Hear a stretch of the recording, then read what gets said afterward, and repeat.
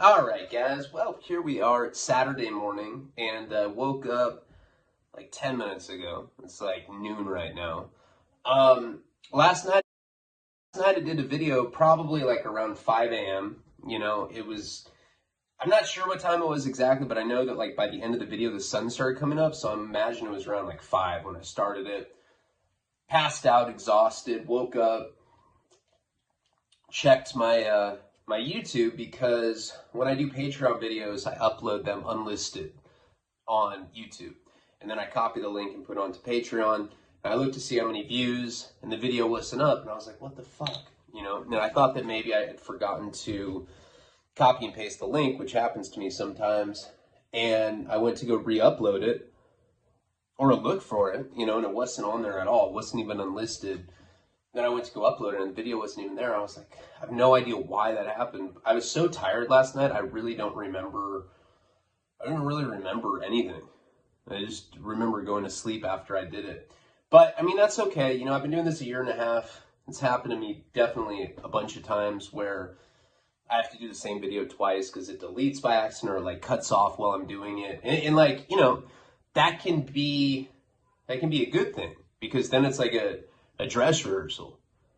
I'm like getting my dick sucked by a coconut. I'm like, how does it taste? Is it like a pineapple? I'm like, yeah, cut. Tastes like a coconut. Why would sucking a fucking dick if you're a pineapple taste like a coconut if you're a pineapple? Huh? I don't know. This is what happens when I like just wake up and because I have to go do a bunch of stuff today. So I have to like I didn't plan on doing a video right now. I plan on like doing one tonight when I get back to LA, but it is what it is. So, it's okay. I've already done this video. I'm doing it again now. Then I have to go run a bunch of errands with Karina. She has to go see her family. And then I'm going to go buy a new phone. I don't know if I've already mentioned that, but I'm really looking forward to that because not because I really give a fuck about a new phone. I'm like way past that age. Like nothing excites me anymore unless like there's like people in the South performing miracles at like local churches. They're like, oh, check it out, he's blind. You still blind? Guy's like, he's like, wiggle your toes. And then he does. Everyone's like, oh my God, let's give this guy $50.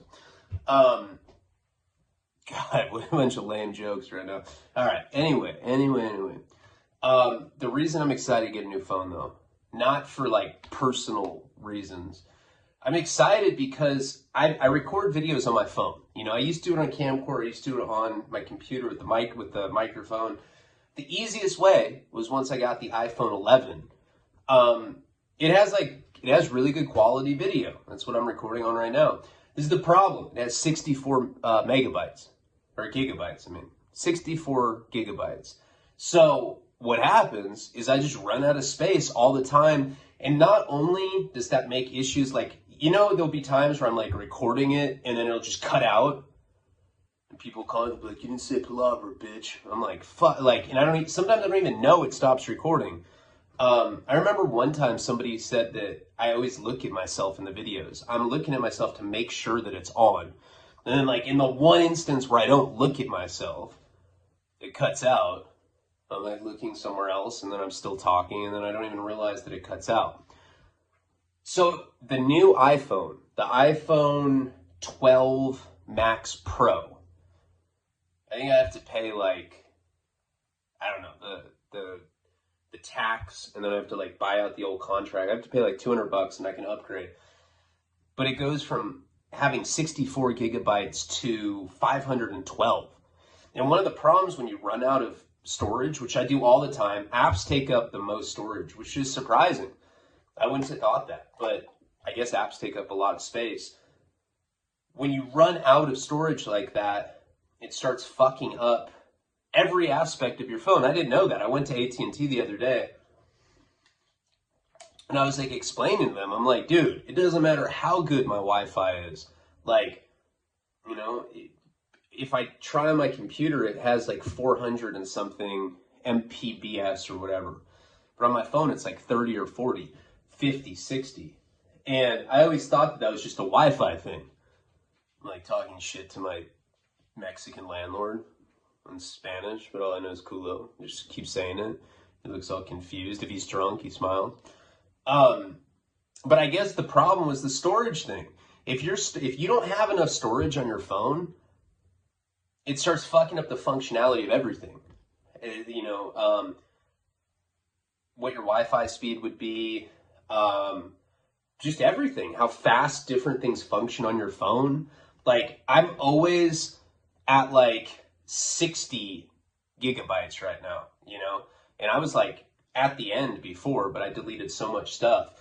So like I'll record a couple videos, delete them, and then my phone starts not working. And the reason that my Wi-Fi has been so bad, I mean, my Wi-Fi was bad anyway, just generally, but now it's fixed because we got that mesh Wi-Fi extender thing. But still, it doesn't matter because I really have no storage, so it sucks, you know, it's like, it still doesn't work the way it's supposed to. So anyway, today I'm going to get the new iPhone, and 512 gigabytes. That should take me like 7 years to run out of storage. Nico be like in juvie. He's like, Dad, I texted you on your phone. I'm like, yeah, I didn't get it. I'm out of storage again, Nico. He's like, Dad, you put $80 on my books? Of course, Nico. That's not even funny. I'm sorry. Nico will never go to... He's not going to be the same as me. That was a horrible joke. God, see? That's what happens when I just jump right into a video and start saying fucking offensive stuff about myself. So there's that. I'm going to get a new phone today, and I'm going back to LA tonight, and then should be returning to normal programming. It's been just like a whirlwind last week. I mean, last 4 days have not been bad. It's just like I've had no time to do shit, you know? And then anytime I'd have to record, like I didn't want to stay up until 6 a.m. yesterday. There's like ravens fucking falling on people's windshields because it's like the apocalypse. Usually I'm in bed by then. I'm like too scared to deal with. I'm like, oh, I don't want to see ravens. I'm going to sleep. I did that for you. And then this shit didn't even record. I'm like, are you serious? And, you know, so I'm getting yelled at by her because she's like, yeah, Aaron's here, you're taking thing. And then I don't even know what people on Patreon are saying. I'm scared. But I'm tired. I'm just trying to do what I gotta do. I'm wearing a Blippi shirt, Jesus. This is what I wore yesterday for the birthday. Alright. Let's get into the story. So, I have like really bad shortness of breath too right now. I don't know. Like I already recorded like a 5-minute video, but I was like, I sound like Darth Vader, you know? Alright.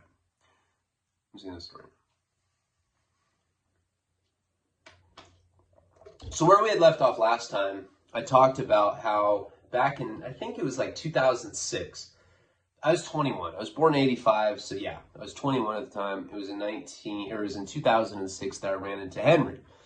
Henry was this guy that had these like really beautiful eyes. I mean, he would have been hot if he didn't have such a shot out body and a fucking doughy ass face.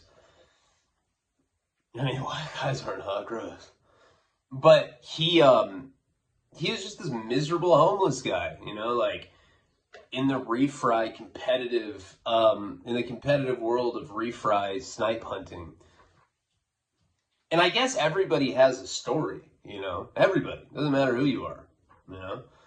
There's like librarians, they're like, I went ash to ash in 1962. During the women empowerment movement, I was trying to raise money. Like, God, I would never guess that. You just look like some old miserable bitch. Wow, I'm empowered though. You know, and you're like, okay. Everybody has a story. It's interesting when you think about that though, that like, you just see, like, especially if you're like on a bus or on a train or at a park or taking refried cigarettes out of ashtrays and there's someone that's doing the same thing. Everybody has an interesting story, you know? It's like, I think if we knew everybody's story, we'd probably be scared. Try people that like skin their fucking in-laws alive and like collected insurance money, shit like that. But homeless people have particularly interesting stories, you know? And, you know, at 21, you got to remember, you know, I was homeless for the first time at 19. On and off, the year of when I was 19, I was homeless, you know, like be homeless in Santa Barbara. go out to rehab in Florida, homeless out there, you know. So I was around a lot of street people, I was around a lot of interesting people. And I'm just one of those kind of guys where, like, when I'm around people, I'm just interested in their stories. So I'm like, hey, so what led up to you eating out of trash cans and wearing overalls? I'm just curious. So what? And then people usually tell me, not everybody's story is interesting, you know. And then sometimes you just want the person to shut up. If it's like too sad, their like whole family got killed by some like flesh-eating disease when they lived in Argentina. They like narrowly escaped getting butt fucked by like refugees, and now they're here and homeless. You're like, who cares, dude? This is boring. Fuck, I wish I hadn't asked, you know. But you do hear some interesting stuff. And this guy, Henry, honest to God, like, that was probably, to this day, one of the most interesting stories that I'd ever heard a homeless guy tell me. It's ridiculous. I didn't believe him. I was like, huh? This is, what kind of weird-ass story is this? You couldn't even make something like that up. That story is just ridiculous. And he weirded me out. Like, the one day that I actually hung out with him and got drunk, and he told me, like, it was like the way that he told me. He would like rub his temples. He's like, yeah, and then they showed me a picture of my family, man. And they had pictures of my kids, man. I was like, oh, dude, I gotta go. I gotta go. He's like, where? Home. My parents and I have dinner every night at 6. I thought you were homeless, man. You know, he's weird. But I just didn't believe the aspect. It just sounded, you know what it sounded to me like? It sounded to me like that was a guy in the grips of like some sort of like denial or meth psychosis, or, you know. I do believe, this is what I thought at the time, right? We're going to get into this because this goes into when I first got with Karina, that time period. I just thought of this the other day and I was like, oh, this is pretty interesting stuff. So, I thought that he was like one of those guys that was married. I believed that. I believed that he had a kid. I believed that he got fired for being an alcoholic. Everything up until the point of walking in and finding his wife and kid dead. I didn't believe that part. I certainly didn't believe that they were still alive and that some like private investigator came and talked to him, you know. What I do think happened is that his wife and kid left him. And then he came up with this ridiculous story in his head to make himself feel like he's not a loser. It's a weird story to come up with in your head. Yeah, and then they died. But then they weren't really dead. And it was my job to save them. You know, it's like, but, you know, he had told me that when that PI guy, whoever it was that had gone and visited him, had showed him pictures of his kid and his wife, they kicked him out. He got like offended, that's the part that made me not believe him, right? Because it's like, God forbid anything ever were to happen to Karina, Nico, and Wyland soon. Anything was ever happen to my wife and sons. And then years later, I'm like, some half a millionaire living in a monthly hotel, and a dick comes. He's like, what up, man? I'm a dick. That's what they call PIs, which I think is the coolest part of the story so far. If somebody said that they were still alive, I certainly wouldn't kick them out of the fucking hotel, especially if you had proof. He had pictures of them. But, you know, Henry was a weird guy. Kicked him out. And that was that. And that was the point of the story that I was like, look, I gotta go home. Right? I gotta leave. Because I was scared of this guy. I thought he was weird. I was like, God, if he's capable of making up these weird fantasies about butchered families and shit, then who knows what this guy's gonna do once it gets dark, you know? Well, if he was like, hey, man, let's hike to the creek, man. I like to roast marshmallows there and think about my son and my wife, bro. I'd be like, oh yeah, it's totally, man, normal. I'll be there. You know, I wasn't trying to test that. So anyway, so I that was it. It was the last time I saw him. Shortly thereafter, I don't know exactly chronologically when that was. I know I was 21. So right before I met Jenny, you know, right before we started dating, and right before I started selling drugs. It was like right in that time period. So of course, after that point, I was way too like high class to hang out with people and drink wine in parks. I was living in like motels, living off like single serving shampoo samples and shit, thinking I was like on some shit. So fast forward all these years, now I'm with Karina. And we're at that place that I showed you, this Riviera Park. We see somebody walking in the corridors, and we think it's security, so we run away. Both impatient. I think I was the impatient one, probably. And we end up going back, and he kind of just emerges out of the shadows. He's like wearing some sort of poncho or something. I don't know what it was called, like a, I don't know, I guess like a windbreaker. You know, like the kind that you don't zip in the middle. It's just like a pullover windbreaker, not a poncho. What the fuck? A poncho is like Mexican, like gun duels and shit. This is a windbreaker. It's like shit that ski instructors wear when they fuck your wife. It's never happened to me. I'm just saying it could. He's like, Ryan. I didn't recognize him, you know, not at first. Because he was clean shaved. When I knew him, he always had stubble, right? And it took, but the fuck, those piercing blue eyes. Like, if he had a bomb body, like, dude, he's an 8. But he didn't have a bomb body. In fact, he was like one of those people that was really shot out. And then, like, you could tell that, like, maybe he turned it around a bit, but he was so shot out before that it, like, kind of lingers and, like, so now he's just kind of this hybrid. You feel like he might have like robotic balls or something. I recognize him. I'm like, Henry? He's like, hey man, it's funny that you still come here. Me too. You looking for refries? I was like, no man, I'm on a date. She's like, you're not on a date, I'm your girlfriend. I'm like, dude, shh. He's like, oh, your girlfriend, huh? I was like, yeah. Karina. What's your name again? I didn't remember what his name was. He's like, I'm Henry. And Ryan and I go back a long ways. We've been friends for many, many years. I'm thinking, I'm like, I drank with you once, dude. What the fuck are you talking about? It's like, oh yeah. Yeah, no, Henry's super cool. Yeah. He dude, you've been doing ab stuff, or he's like, oh no. No, I got sober.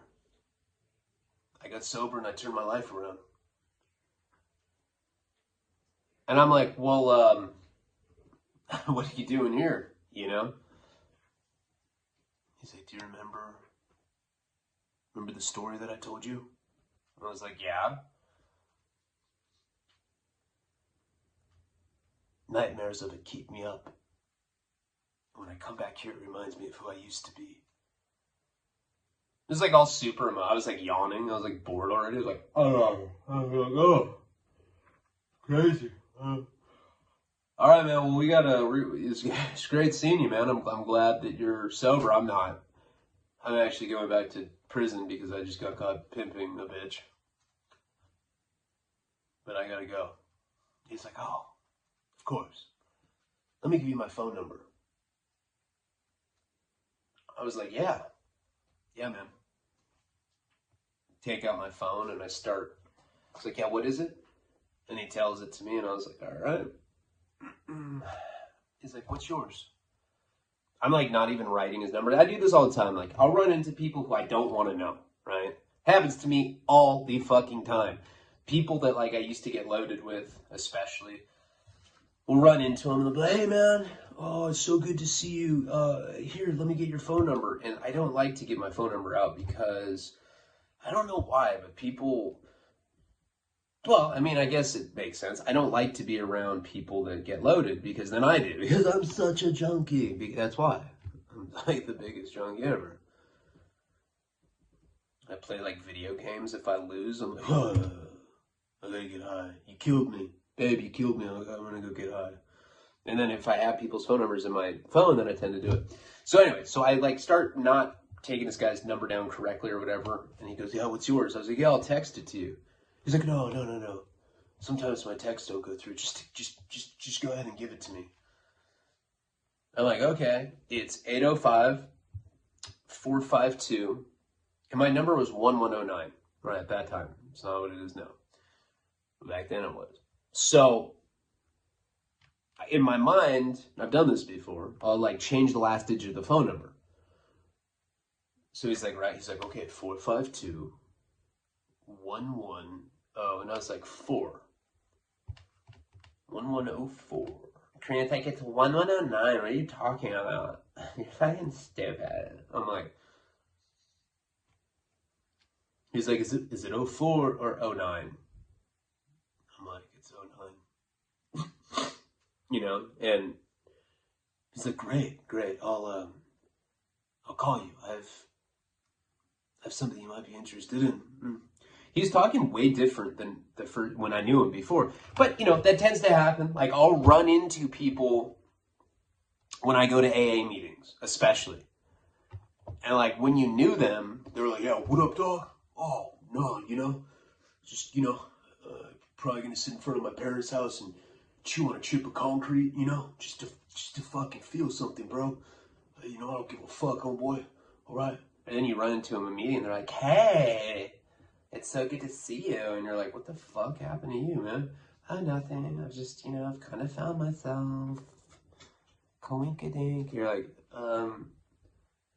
jeez, you changed, man. Sobriety, yeah, all right. Keep one day at a time, bro. For sure.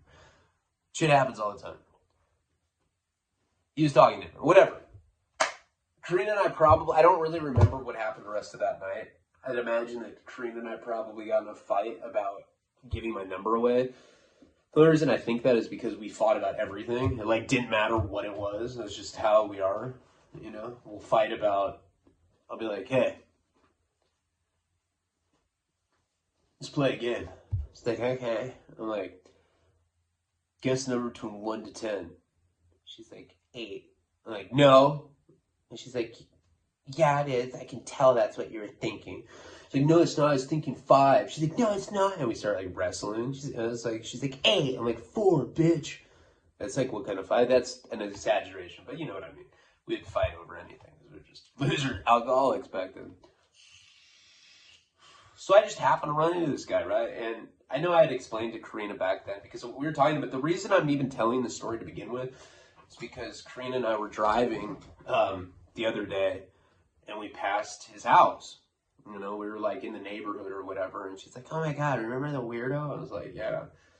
She's like, hey, have you ever told that on YouTube? I was like, no. She's like, oh my God, you should. The number's 8. I'm like, shut up. So anyway, that's how he got my phone number. After all these years, it was so fucking random to run into him at that place. So I think around that time, see, it's weird, I can remember stories in pretty exact details. And like, if you run into people that know me in person, especially if you're like in the Santa Barbara area. If you live in Santa Barbara, you probably at least know somebody that knows me. I know a lot of people here, especially if like you're a drug addict, because it's just kind of a smaller little scene. But people will tell you that were like actually in the stories that I talk about. They'll tell you like how uncanny my memory is for some of these things. People have attacked me a bunch throughout the time I've been doing this. And they're like, a real drug addict couldn't remember shit like that. I can't even remember what I did last Thursday, and I've been sober for 26 years, and you're like, I don't know. I'm not sure why. I think it's because, as I've explained before, it's because I recycle my stories, you know, because I've told them so many times, because I've done so much jail and rehab time and prison time. It's like when I'm telling people stories as a source of entertainment, it tends to preserve them you know, in my memory. And one way that I do it, I usually don't go into the craft of my work. But one way that I remember stuff, like this story, for instance, right? Back when this happened, not the first time. The first time, that was like me telling you a secondhand story because that was Henry's, right? The second story, or like when it like kind of like comes into my contemporary life, had happened when I started dating Karina. And back then, this is in 2017, I was a really bad alcoholic. As you know, I was drinking like 2/5 a day, fifth to 2/5. You know, I think when we first started dating, we were drinking a fifth. Right around the time she got pregnant, it was like 2/5. You know, it progressed very quickly. The way that I remember this time period, or any time period for that matter, is I try to think of milestones, landmark memories, right? So this story, for instance, I met Karina May 5th. Cinco de Mayo, that's our anniversary. The next thing that I remember happening is June 13th, my mom's birthday. Used to be my sober date. That's when my grandmother died, right? And so the time that I saw Henry, that he got my phone number, happened sometime between May 5th and June 13th of 2017. I'll tell you why. On June 3rd, so right before my grandmother died, she had dementia and she was falling apart. It's pretty much the same as what my mom's going through now. So it's like, you know, and we had to watch her deal with that for 10 years. She was in poor health. She was in her 90s, you know, and it's like and my take on that is when somebody's that age, it's tragic is when somebody like slips on a banana peel and snaps their neck and dies and they're like 40. Like, Jesus, it's a fucking horrible love. It's sad as fuck. She was 90. She lived, you know, in her 90s, she lived a good life.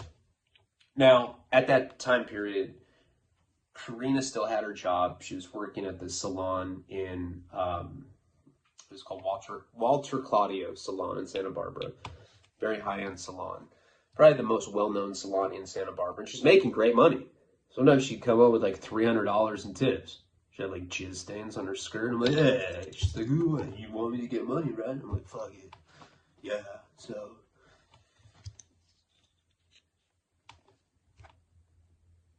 She had just gotten out of a 5-year relationship with this fucking lame dude who I'd love to beat up if I ever see him. Because he hit her and shit. And I'm not cool with that. And so she was living with her parents. She was 33 and I was 32 at this time. So she's working at the salon, living with her parents, and I'm living with my parents and I have no job. I'm on bail and I'm going back to prison because I got caught pimping and pandering and I'm on federal probation at the time. And so what would happen is she worked off cash tips. And that would support, like, us going to bars and stuff. And she was basically my sugar mom at that time. She paid for everything. I don't know why. Like, I asked her that before. Just like a week ago, I was like, hey, like, you're a hot chick. Why the fuck would you want to be with me? I was out on bail. I had horrible hygiene. No money. No job. Nothing. My dick's small, too. And it stinks. And she's like, yeah. Funny. I'm like, all right. I'm like, that's a good reason. So, we would blow our money on hotels. Karina's like one of those people that like has absolutely no sense of money management. To this day, she spent like $3,000 on Nika's birthday. I was like, yeah, all right, let's not move. Fuck it. We were trying to get a new place, but she blew a lot of money on his birthday. It's all right. We have birthdays once. Makes sense. Fuck our house. Fuck shelter. Lame. And what we would do is we would stay at these nice hotels and we would also stay at Airbnbs.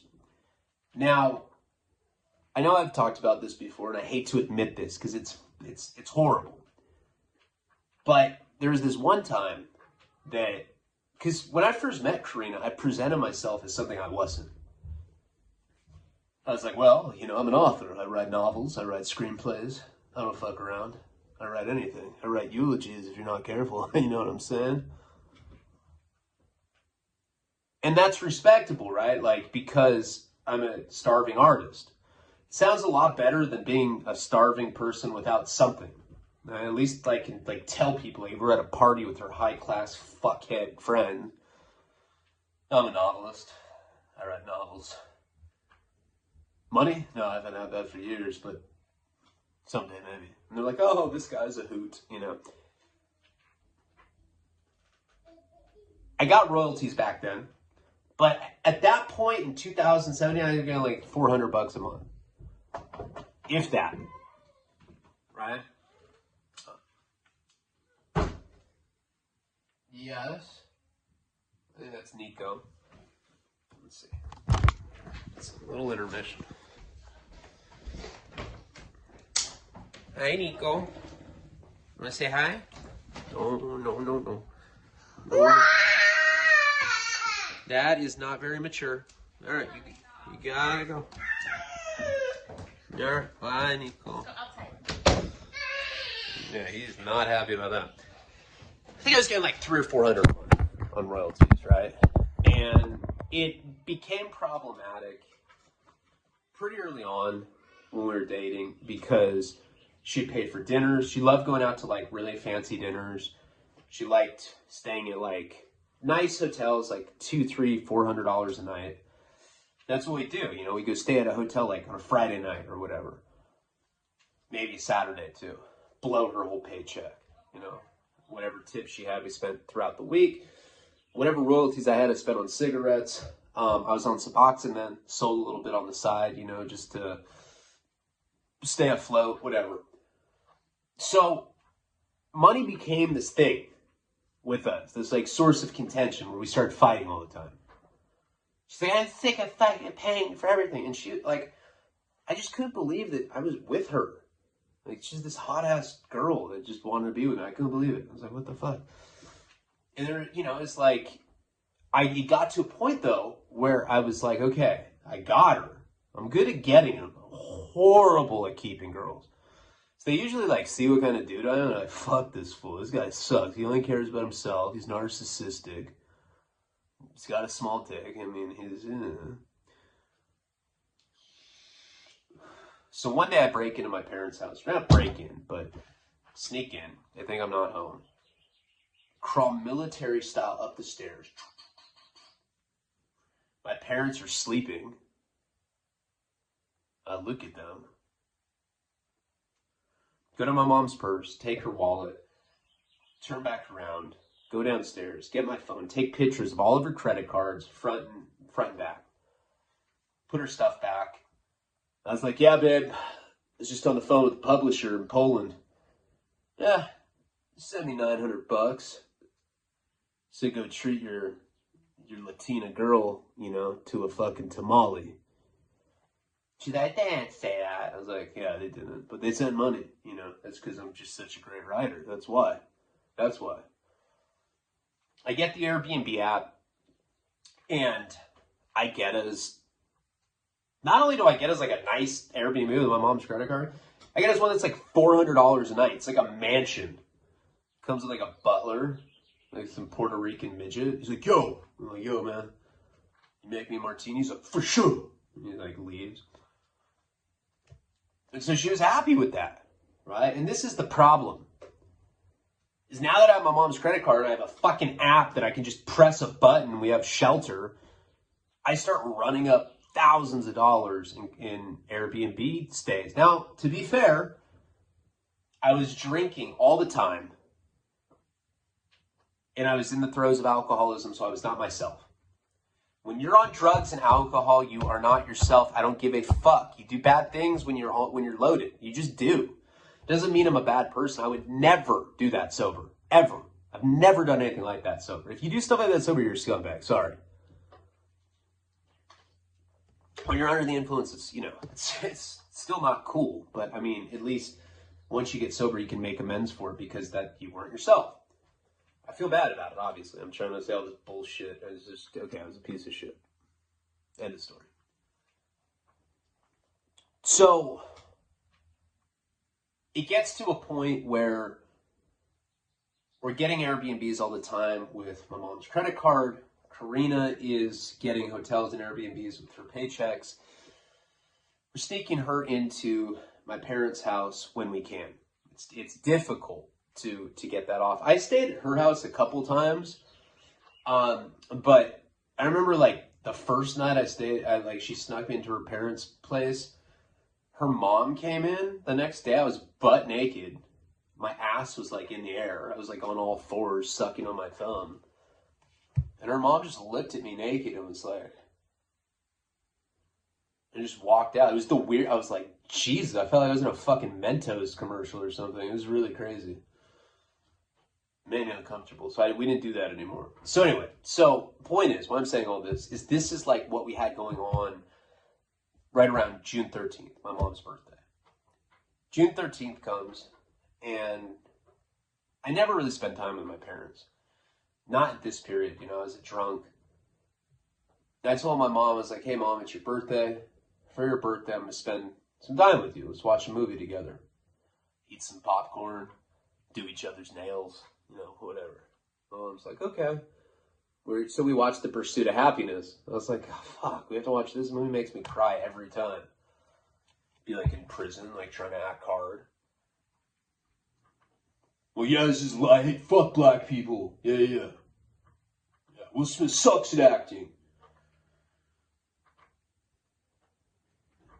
Hey, do you like this, bro? Yeah. Don't tell anyone, though. I like black people, too. Shh. Don't say that kind of shit out loud, dude. So we're watching that movie, and my mom gets a call on her cell phone. And she's like, oh. This is verbatim what happened. Oh. She looks at me, she's like, Mom died. I was like, huh?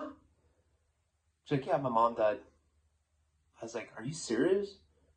She's like, yeah, that was my brother. Mom's dead. I was like, are you all right? You want to stop watching the movie? She's like, no. I was like, are you sad? She's like, yeah. Let's watch the movie, though. I was like, okay. Turn the movie back on, and we finished watching. Now, while this is going on, Karina's texting me. She's like, because she had like taken an Uber from her parents' house to my parents' house, and she was drunk, waiting outside my parents' house. She was like, just wait. She used to do that all the time. She'd get all wasted, and she'd just like sit in the bushes and wait for me for hours. And she's like, you said you were just watching a movie, blah, blah, blah. And I'm like, dude, my grandma just died. She's like, I don't care. I'm sick of being outside. I'm like, you don't care that my grandma died? Really? You soulless bitch. Are you serious? She's like, there's such drama, dude. And I'm like, all right, whatever. And she's like, I'm going to go to there's this hotel that's right next to that park. She's like, I'm going to go get a drink at the hotel. They have like this, it's like a really fancy hotel. I saw, what's her name? Jennifer Lawrence there recently. It's a celebrity hotspot. We're in Santa Barbara. It's just a hotel like in the middle of the mountains. It's really random. It's like next door to my parents' house. But anyway, she goes over there. She's getting a drink. She always used to do it, and she'd be mad at me. She knew I didn't like it because she'd like be flirting. She'd be like giving the fucking bellboys hand jobs. No, just kidding. But when she was drunk, she got very flirtatious with other dudes just to make me jealous, or maybe just because she was a hoe. But it really bugged me. I just called her a hoe the other day. She's like, I'm a reformed hoe. I was like, all right, so you don't care if I say that about the old you? She's like, no, because I'm not anymore. I was like, all right, cool. So I end up finishing this movie with my mom, and finally I hug my mom. I'm like, Mom, I'm sorry, I'm sorry this happened to you. And I mean, I was sad too, but like I said, I was like under the philosophy where like when you're in your 90s, you lived a long, joyous life. It's not as sad as if like you die from a freak accident at 40. So I end up, finally my mom goes to sleep. It's like a couple hours past what I think should be, or like when Karina expected me. So I end up calling her, she doesn't pick up. And I'm a jealous type. Like, of course, I'm thinking she's getting spit roast by two bellboys. They're like juggling their hats, like, woo! They're like giving each other five, sucking one off while she's getting butt fucked by another one. I'm like, oh man, why are my thoughts so fucking ugly? Fuck. So I keep calling her. I'm playing it off like I'm cool. I call her like 100 times. Like, why would you do this, whore? I'm like texting her. I'm texting her like dead pigeons and shit. KKK people burning flags. I'm like, yeah, not welcome, Mexican. She doesn't call back, right? Finally, I start walking over to this hotel. I'm looking for her. The bar closed at this point. It's like 11 at night. The bar there closed at like 10. It's just like in the lobby. You know what I mean? It's not like a bar where it closed at 2, like a normal bar in California. So finally, she calls me, right? I'm like walking around the hotel looking for her. Thinking maybe she went home with someone or something. And she's like out of breath. She's like, and I'm like, oh my God, you cheated. She's like, babe. I'm like, no, fuck you, bitch. In my drunken mind, I'm thinking she's cheating on me. I think that she's panting because she just got fucked. She's like, that guy's chasing me. I'm like, huh? I was like, what guy? She hangs up. I was like, what the fuck? Now I'm a little worried. I have no idea who she's talking about. So I'm like running around the hotel frantically. I'm like, have you seen a drunk Mexican? They're like, what? I'm like, a drunk Mexican chick. Have you seen one? The bellboy's like, there's like 50 drunk Mexican chicks here. I'm like, fuck you, man. What's that supposed to mean? And I like just keep running. Finally, she calls back and she's like panting. I'm like, babe, where are you? And she's like, that guy with the blue eyes was following me. It creeped me out. I love you, poo poo daddy. I'm like, Kate? She's like, sorry, wrong story. I'm like, where are you? She's like, I'm at Marymount, which is the private Catholic school I went to, which is walking distance from my parents' house. I was like, hide in the slide where we fucked, because we had sex in that slide before. She's like, okay, hurry, I'm scared. So I finally, I end up making it to this school, right? This playground. And she's there.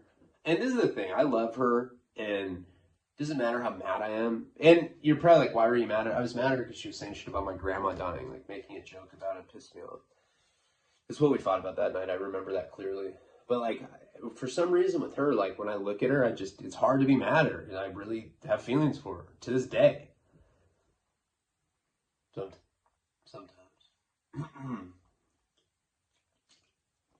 Fuck. I'm the worst sore throat right now. So I'm like, what's wrong, babe? And she's like, remember that guy with the windbreaker? I was like, no. What guy with the windbreaker? I'm thinking cheating. She's like, the guy that we saw, that you got mad I gave you, that I told him what your real phone number was. I was like, Henry? She's like, yeah. He fucking followed me. I left, I was smoking a cigarette, and he just was looking at me. And then he followed me. I was like, what? Why are you crying? So? That guy was scary and creepy, but she was acting really weird about it, I should have her tell this story. That'd be easy to get her to do it. But she was all upset that this guy was following her. I guess what had happened is she had gone over to this hotel. She got a drink. She left. She went outside to smoke a cigarette. Started following her. Followed her through that park, by the movie theater. And then she tried to lose him. And I guess he was behind her in the far distance, kind of slasher serial killer style, kind of just a consistent walk, But I'm like, did he have a Dickies paint outfit on? She's like, no, shut up. He was scary. I think that guy's creepy. I think he wants to kill me. Let's fuck. I'm like, okay. So that was that, right? So that was I remember that clearly because that was the night that my grandmother passed away. And we were already in a fight that night, and that's why she'd gone over there by herself, and he followed her. So we thought that was creepy, right? Now, I took this guy's phone number down that night that we had seen him, but I didn't take down the right phone number because I do that. I'll write down a fake phone number because I don't care. I'm never going to call the person. So, and I tried to call, and it was the wrong number, and then I was mad at myself for not taking this guy's number down because I was going to yell at him for being a creep and following my chick. Like, who knows what the fuck he was thinking. So now I explained to her more in depth about who he is, and that really freaks her out. She's like, oh my God, you're such a dirtbag. I don't know people like that. How do you even know people like that? Fucking dead family that's not dead, and then a PI. Like, what the fuck? You're so weird. I want to suck your dick. Can I? I'm like, yeah. So I ended up going up to San Francisco, and you go to the funeral, whatever. I come back, Karina's still working at this salon. We continue just to have a drunken, wild summer, drunk fling, because that's what it was. She knew I was going back to prison. I knew I was going back to prison. We weren't taking our relationship too seriously. I think, if you'd ask her, she'd say that she loved me back then, and I loved her, but I don't know if we were in love with each other. We were just drunk and wanted to fuck all the time and drink. I said, I love you. She said I said it every the second day. She's like, you fucking cuck. I was like, what? I don't remember that. But according to her, and Karina's pretty fucking honest, I believe that I said that, and I feel like a simp, So, fast forward now to 4th of July. So, she still worked for the salon, right? And sometimes she'd have to close the salon. She'd be the last person there, and she'd have to close it, so she had all the keys and everything. For whatever reason, I think my parents, that's right after we'd done the acid, when we'd missed the Pink Floyd concert, because my parents got the bill for their credit cards and found out that I'd spent $3,000 on Airbnbs, wouldn't let us go down to LA to go to the Pink Floyd concert, and so my Airbnb thing got cut off. That was very convenient when we were running amok, because anytime we didn't have a place to stay, I could just get on that app and I could order a room.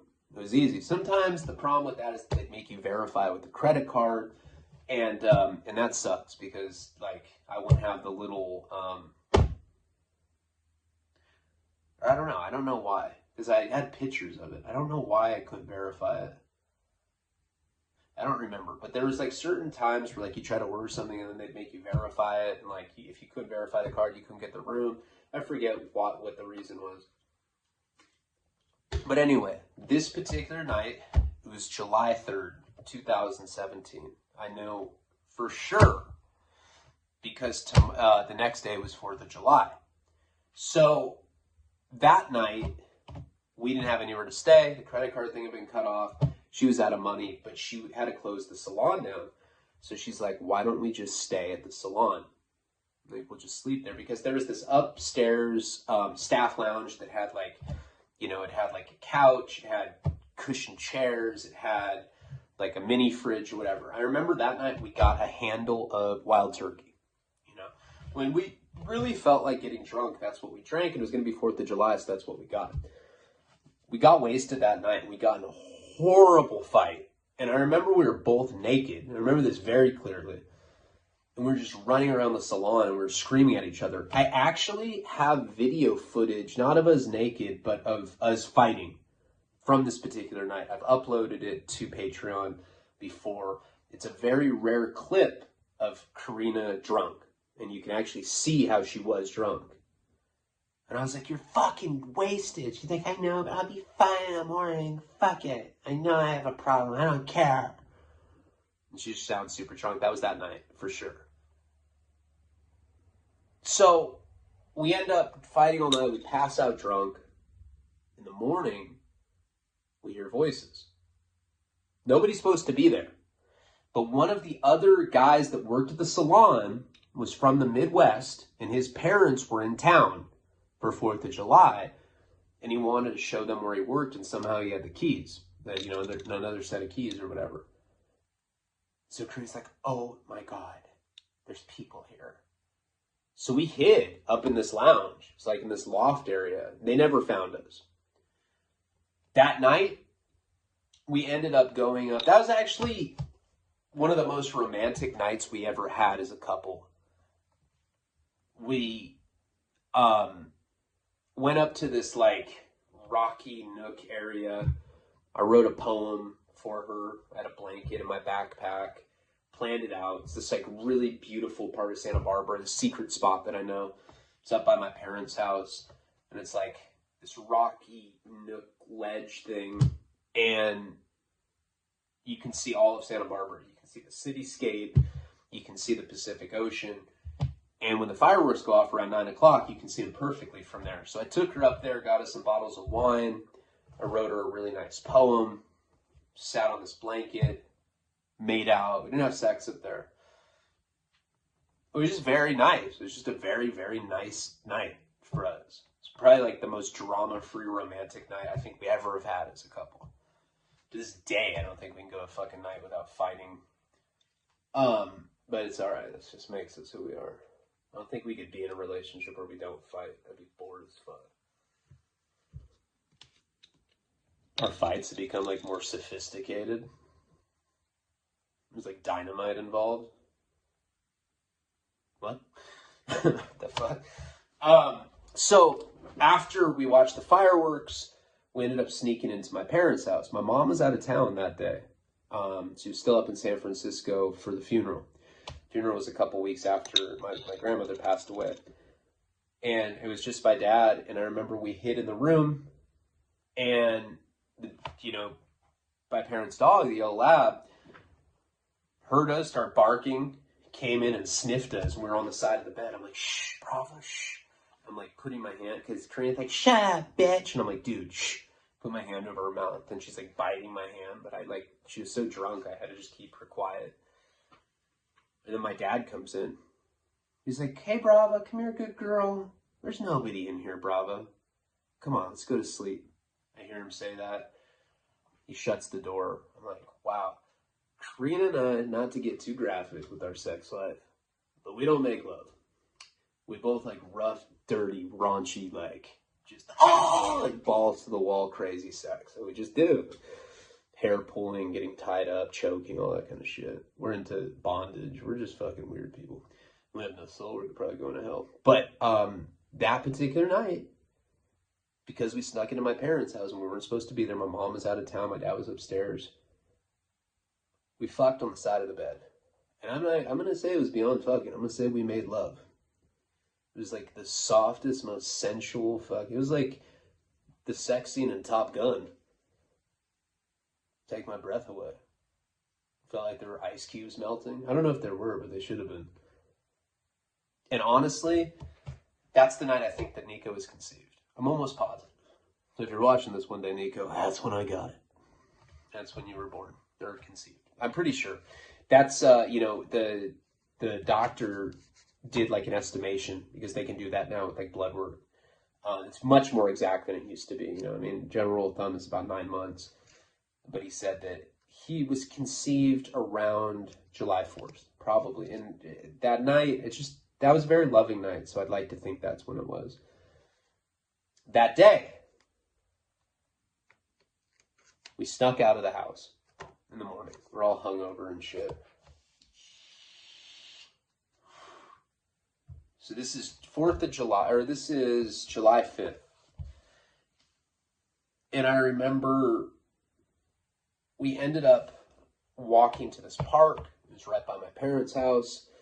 You know, it was probably like 11 a.m. when we left. We had passed out until then. We brought a blanket that we had from the night before. We passed out at this park all day long. All day long, right? Woke up maybe like 4 or 5 in the afternoon. I didn't have any money. Karina didn't have any money. And Karina's like, hey, I drank. I was like, yeah, me too. So we ended up walking to a liquor store, And I spaged that day. It was funny too, because I was going up to people and I was like, hey, yeah, my car broke down. Just trying to get a couple bucks, man, just so I can fill my gas can. People be like, all right, here. I came up on like $60 in like 30 minutes.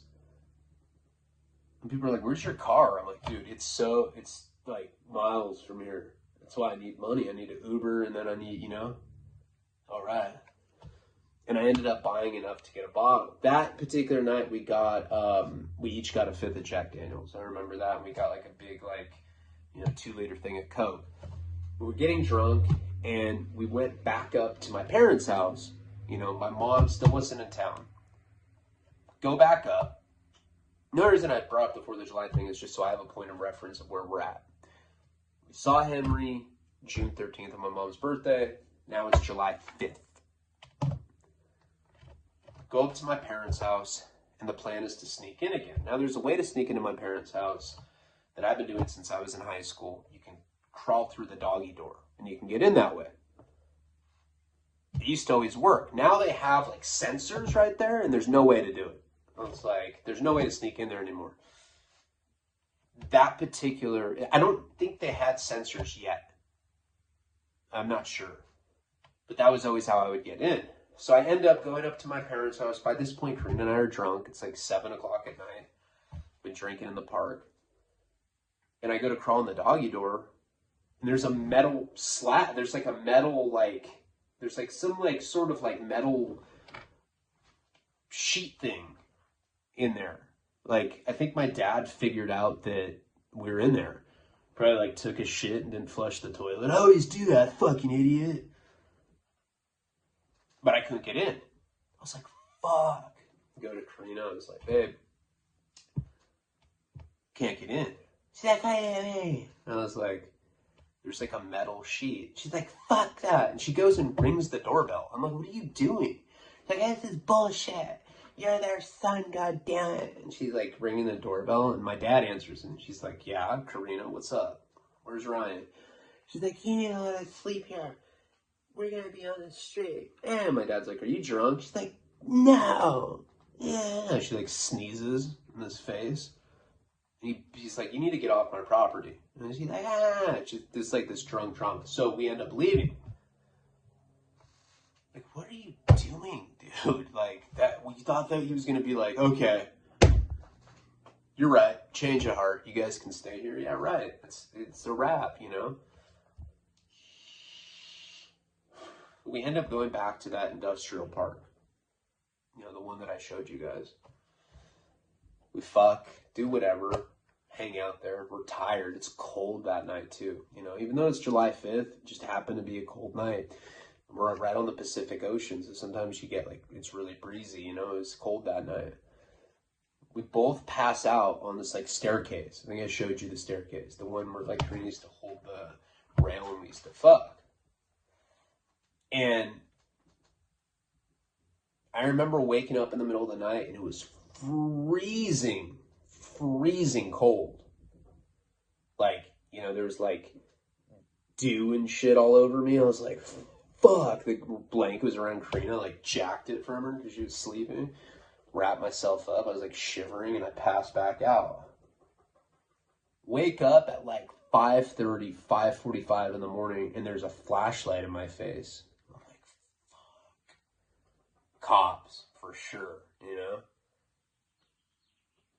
And when you wake up, and you probably notice it's a reoccurring thing in my stories, I get woken up to flashlights in my face all the fucking time. You're blinded temporarily, right when it happens.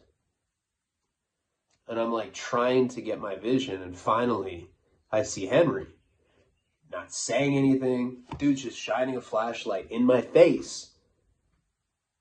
While I'm in Karina's just coming to. He's not, I'm like, dude, what the fuck are you doing, bro? And we will get into what happens with this in the next installment of Henry. Appreciate you guys. If this is ever on YouTube, like, comment, subscribe, check out patreon.com/Ryan Leone. Definitely try to do more content later tonight. I know it's been lackluster. I'm trying. It's just, I've been busy. That's it. It was nice to see my mom. It's nice to give my son a good birthday. but try to get back on track. I'm going back home now. It's always difficult when traveling. That's why I caught a motorcyclist jerking off. I thought that would make up for it. Palabra.